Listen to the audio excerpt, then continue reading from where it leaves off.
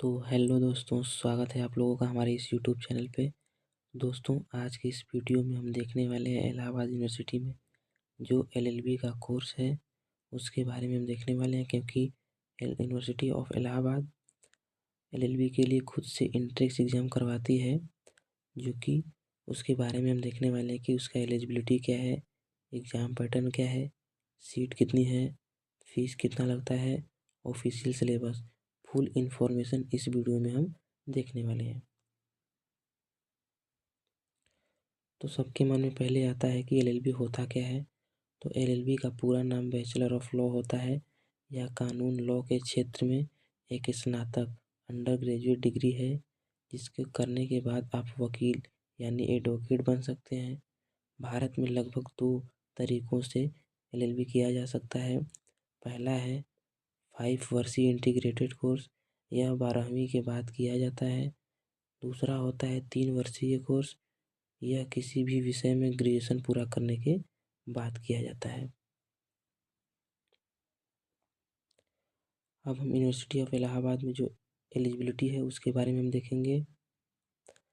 तो आप LLB 3 years का आवेदन कर सकते हैं अगर आप पहले से ग्रेजुएशन स्नातक पूरा किए हैं, किसी भी विषय यानी आर्ट, साइंस, कॉमर्स आदि से ग्रेजुएशन मान्य है, और ग्रेजुएशन में मिनिमम मार्क्स भी देखे जाते हैं।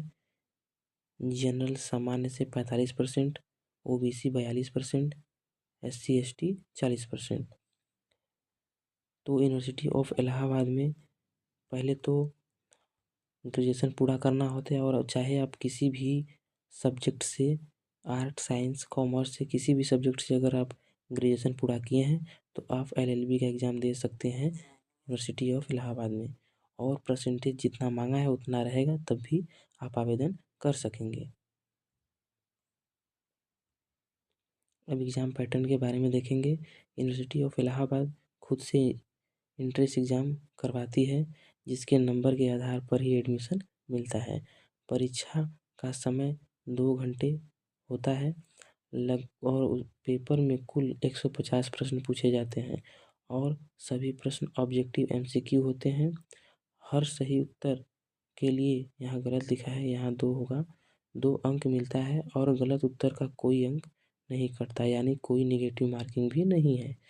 मतलब एग्ज़ाम पैटर्न ये है कि यूनिवर्सिटी ऑफ इलाहाबाद खुद से एग्ज़ाम करवाती है और उसी के बेसिस पे एडमिशन लेती है, और परीक्षा 2 घंटे का होता है, और पेपर में कुल 150 प्रश्न पूछे जाते हैं, और सभी प्रश्न ऑब्जेक्टिव MCQ होते हैं, और हर सही उत्तर का 2 अंक मिलता है, और गलत उत्तर का कोई नेगेटिव मार्किंग भी नहीं होता है। अब हम इस यहाँ पे सीट के बारे में देखेंगे। यूनिवर्सिटी ऑफ इलाहाबाद में कुल लगभग 900 सीटें हैं।